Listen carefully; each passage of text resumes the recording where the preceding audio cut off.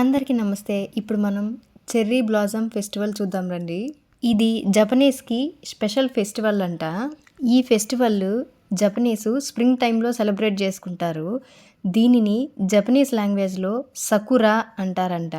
Cherry చెట్లు pink and white కలర్‌లో ఉండి చూడటానికి చాలా బాగుంటాయంట. కానీ కొన్ని డేస్ అంటే మార్చ్ ఎండ్ నుంచి ఏప్రిల్ మిడిల్ వరకు అంటే వసంతకాలం స్టార్టింగ్‌లో పూలు పూస్తాయంట. ఈ పూలు వికసించిన వారం 10 రోజుల్లోనే వాడిపోతాయంట. అంటే జీవితం చాలా చిన్నది, ఉన్నంతలో సంతోషంగా అందంగా జీవించాలి అనే సందేశాన్ని ఈ పూలు చెప్తాయంట. సరే ఇప్పుడైతే వీడియోలోకి వెళ్ళిపోతాం. ఇదేంటంటే పెట్టింగ్ జూ. ఇక్కడ అన్ని రకాల పెట్స్ ఉన్నాయి. ఇక్కడ కనిపిస్తుంది కదా, అది టర్టిల్ ఎంత పెద్దగా ఉందో. అండ్ ఈ బుడ్డ పాప చూడండి ర్యాబిట్ని ఎలా పెట్ చేస్తుందో, దాంతో చాలా బాగా ఆడుకుంటుంది. అండ్ ఇక్కడ ఈ డాగ్ ఏమో నన్ను ఎందుకు సపరేట్గా పెట్టారు అన్నట్టు చూస్తుంది. అలా ముందుకు వెళ్తుంటే రంగురంగుల గాలిపటాలు చాలా బాగున్నాయి.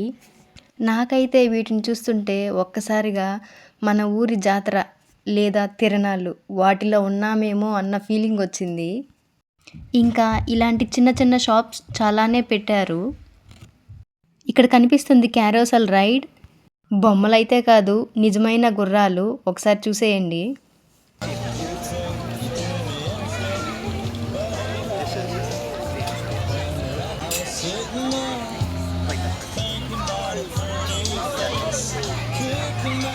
అలా చూస్తూ ముందుకెళ్తుంటే మంచి స్మెల్స్తో అదిరిపోతూ ఈ ఫుడ్ ట్రక్స్ అయితే కనిపించాయి.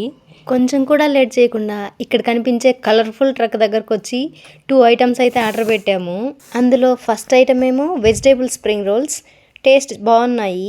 ఇంకొకటి ఐటమ్ నేమ్ గుర్తులేదు, బట్ తింటుంటే లోపలికి వెళ్ళకుండా బయటకు వస్తుంది. అస్సలు బాగలేదు.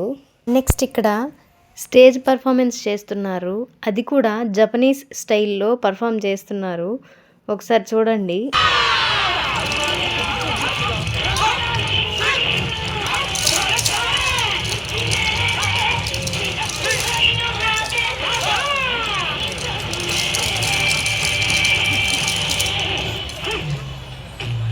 ఈ పర్ఫార్మెన్స్ చూడడానికి కొంతమంది పిల్లలతో వస్తే మరికొంతమంది కుక్క పిల్లలతో వచ్చారు.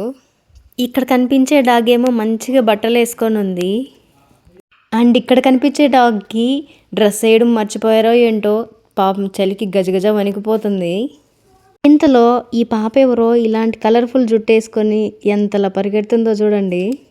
ఇది ఎలా ఉంటే పిల్లలైతే ఇక్కడ ఫొటోస్ తీసుకుంటున్నారు. మామూలుగా రోడ్డు పైన మనుషులు ఎక్కువ కనిపించరు. అలాంటిది ఒక్కసారిగా ఇంతమందిని చూసేసరికి కళ్ళకి కన్నుల విందుగా అనిపించింది.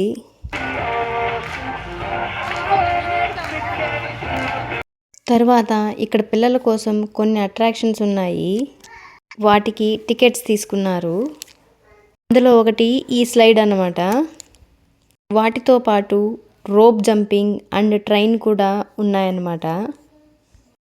అండ్ లాస్ట్లో జపనీస్ వాళ్ళ స్టైల్లో డ్రమ్స్ ప్లే చేశారు. ఒకసారి చూడండి.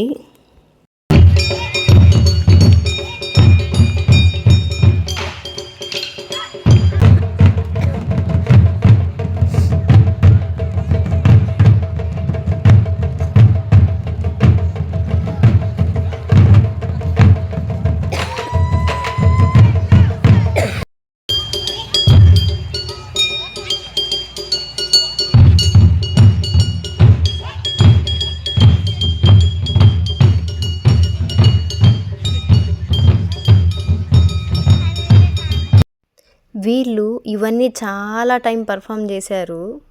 చేసిన వాళ్ళు అలసిపోయారో లేదో తెలియదు కానీ ఇవన్నీ చూసి మేమైతే చాలా టైర్డ్ అయిపోయాము. అందుకే ఇంటికి వచ్చేసాము.